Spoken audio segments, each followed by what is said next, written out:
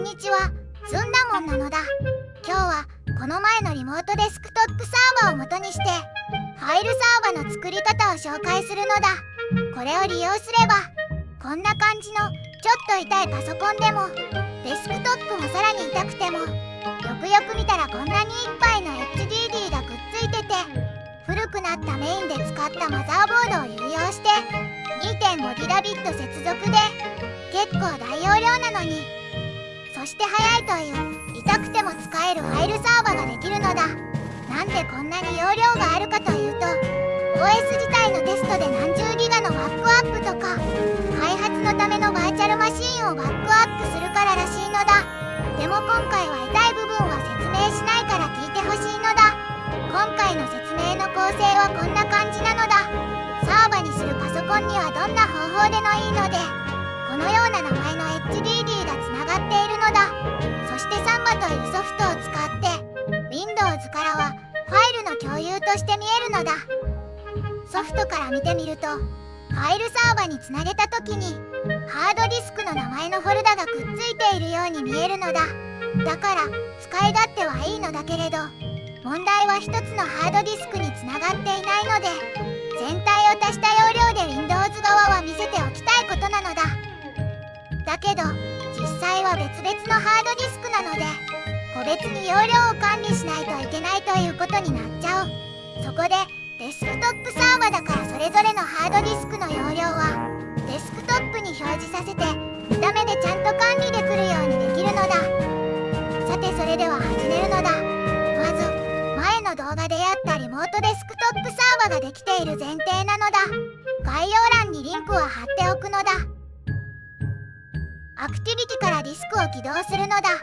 そうして見てみるとまだフォーマットもされていないサーバ用のディスクが3つくっついているのだ。もしかしたら買ってきたハードディスクは Windows 用にフォーマットされているかもしれないけど Gparted というソフトで Linux 用にフォーマットをするのだ。こんな風に Ubuntu ソフトウェアからインストールできるのだ。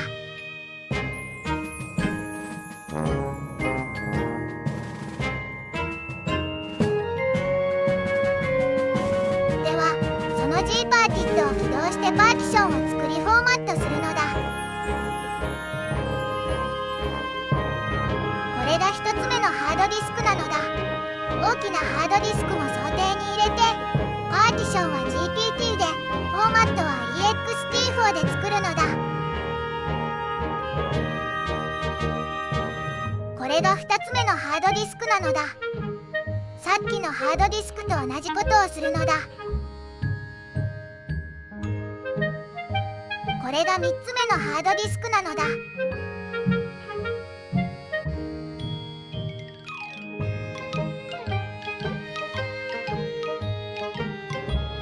フォーマットは終わったのだ。まずディスクで見れるようにするのだ。今後の用意なのだ。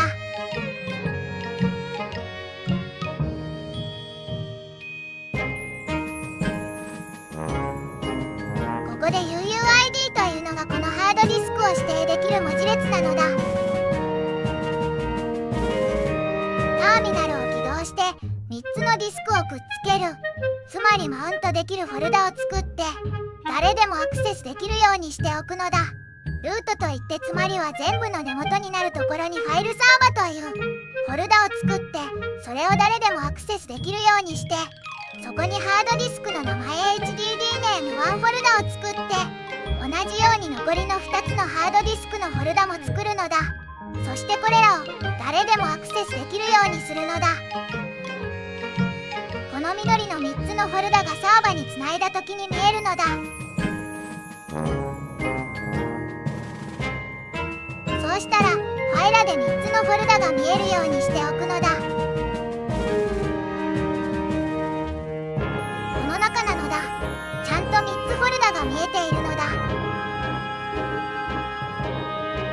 そうしたら起動時に実際にくっつけるつまりマウントするように当ターミナルに打ち込んで大事なファイルを編集するのだ。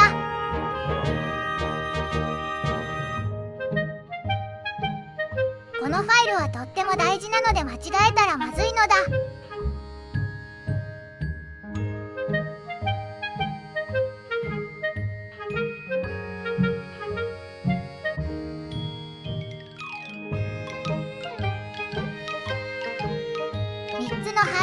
クを表す UID を右上の3つフォルダにマウントすること、それを書いていくのだ。間違えないように UUID はコピペなのだ。ここからはどこにつなぐか間違えないように書くのだ。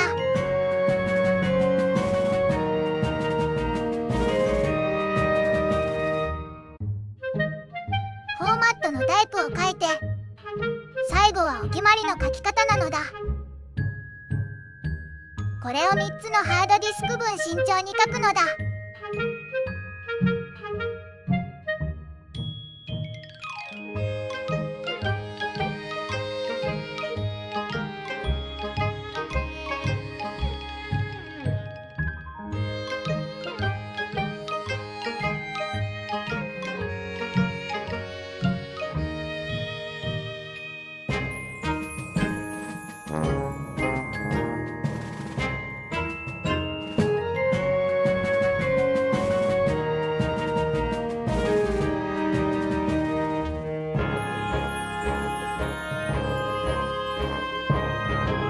これでいいはずなのだ。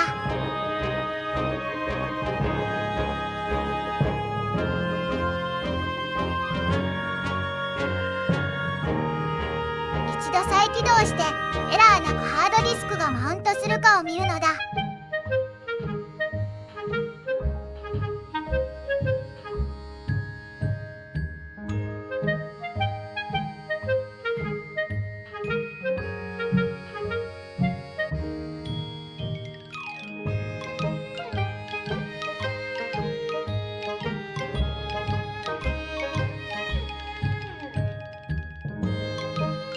緑色になっていないのはつながった証拠なのだ。そしてここでもみんながこのフォルダを開けるようにしておくのだ。そうなるとまた緑色になるのだ。これで大丈夫なのだ。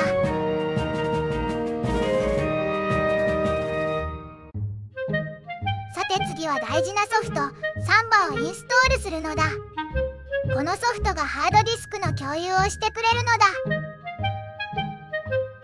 ここでサンバの設定ファイルを除いてコピーしてバックアップするのだ。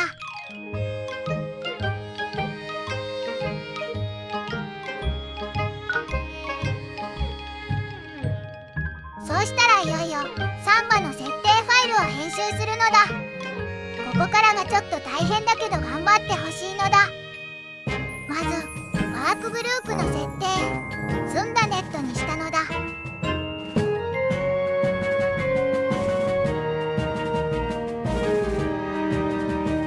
誰でもつなげるようにこの設定を確認したのだ。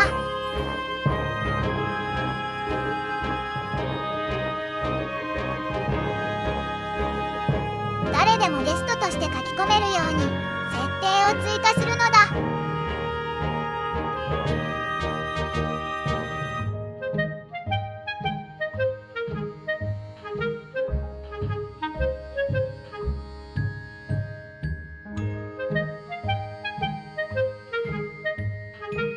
そうしたら最後の行からこのアプリでどこにどのようにつながるか設定の行を追加するのだ。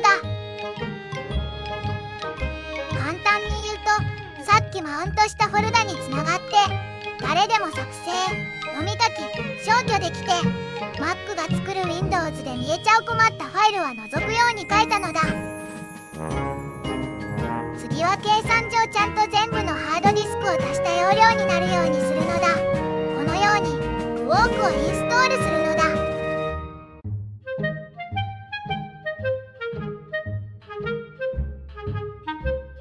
計算用のファイルを動かすようにさっきのサンバの設定ファイルを書き換えるのだ。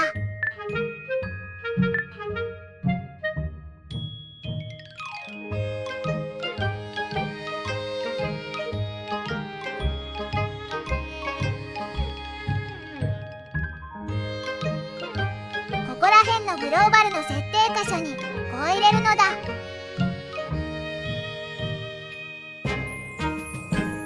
つまりは dfreesh というコマンドを動かしてそこから容量を得ますという意味なのだ。次はタ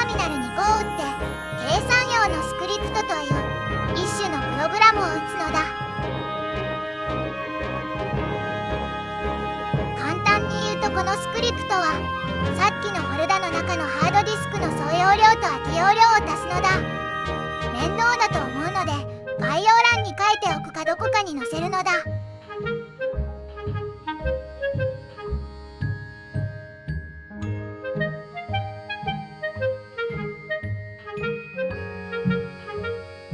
できたので実行できるようにしてから実際にテストするのだ。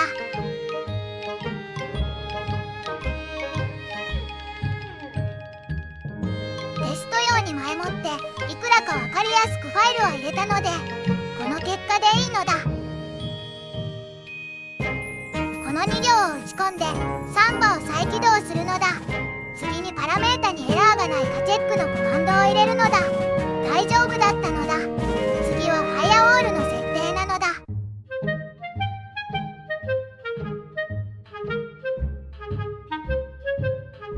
全体的にファイアウォールの設定は大丈夫なのだ。そうしたら設定を開いて左の共有を押してコンピューター名を入れるのだ。積んだサーバなのだ。再起動して問題がないか見てみるのだ。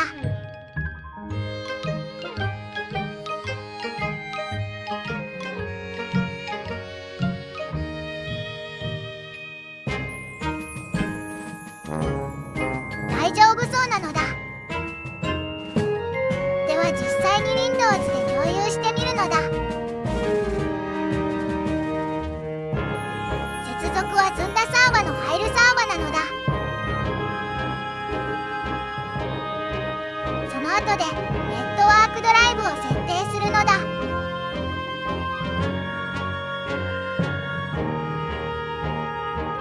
3つともちゃんと見えるのだ。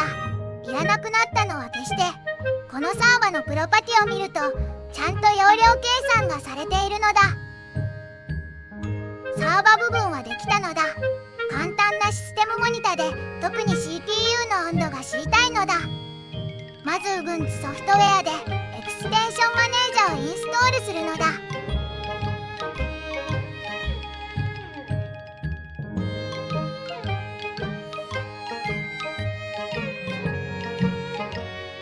そうしたらそれを起動して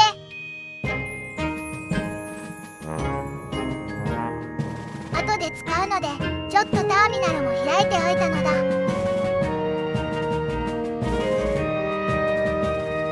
さてここで探すを押してリソースモニターを探してインストールするのだ。これなのだ。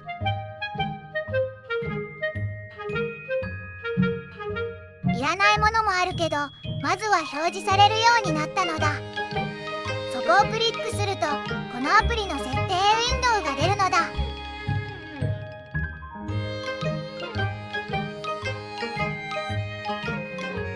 メモリはフリーな部分を表示した方が良さそうなのだ。ディスクはステータスはいらないしフリーな部分が知りたいのだ。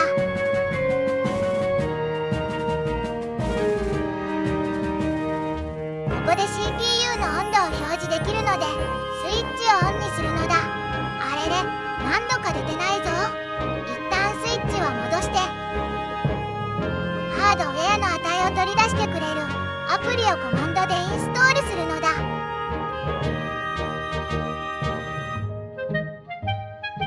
これでいいしなのだ。また CPU の温度の常時部分をオンにしてみるのだ。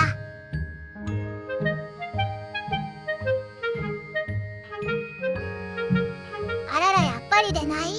はあ、そうだったのだ。説明用の仮想マシンなので CPU がきちんと情報を出さないのだ。じゃあ本当に動いてるマシンで見てみるのだ。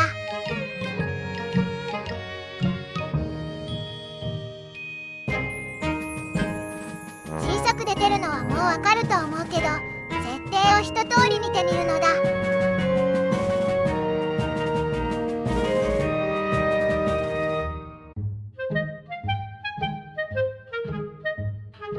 これが CPU 温度の設定なのだ。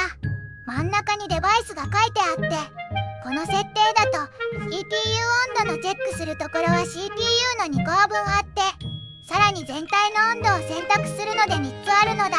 そして全体を表示するになっているのだ。最後は GPU でこれはこのパソコンにはついてないので選べないのだ。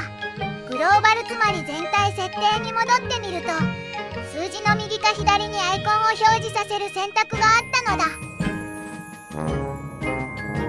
全体としてはこういう風にできていて、ちゃんと CPU 温度も出てうまく動くようにできるのだ。さて次に進むのだ。次はこういうハードディスクごとの使用量表示、つまりインジケーターをつけるのだ。まずはマスター駆動のページを検索して、このお題のついた記事から設定ファイルをもらうのだ。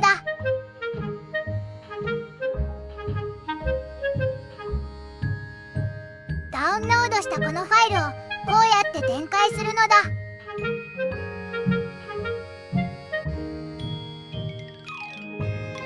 さて一回ホームに戻って設定で隠しファイルを表示できるようにチェックが入っているか確かめたのだ。そうしたらダウンロードフォルダにある展開した LUA フォルダと今期 ERC フォルダを選択して切り取りを選択したらホームに戻って貼り付けるのだ。次はこれを動かすためのアプリをインストールするのだ。それはコンキーオールというアプリなのだ。インストールが終わったらいきなりコンキーと打てばすぐ動くのだ。あらもう出ちゃったのだ。当然で、実は前もって設定してあるのだ。次はこれを起動時に自動的に出すために設定するのだ。自動起動するアプリケーション、ウィンドウを出してこのようにするのだ。20秒待ってコンキーを動かすという意味なのだ。20秒待つのはハードディスクの用意が整ってからということなのだ。じゃあ実際に再起動して見てみるのだ。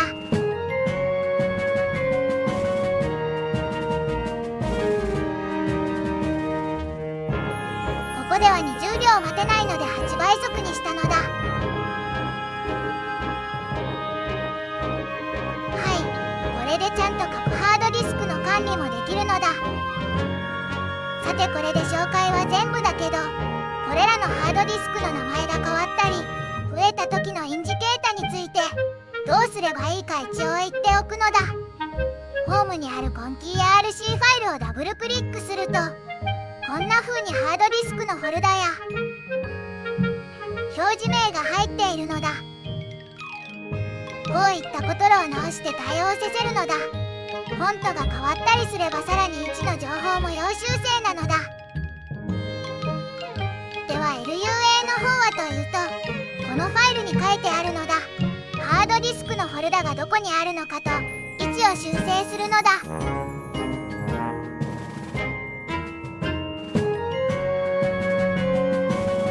れでファイルサーバとしてファイル共有ができて、しかもファイルサーバのデスクトップを見ればハードディスクの情報も見れるのだ。今回は本当に長くなってしまったのだ。見てくれて本当にありがとう。次回もお気楽サーバシリーズを続けていきたいのだ。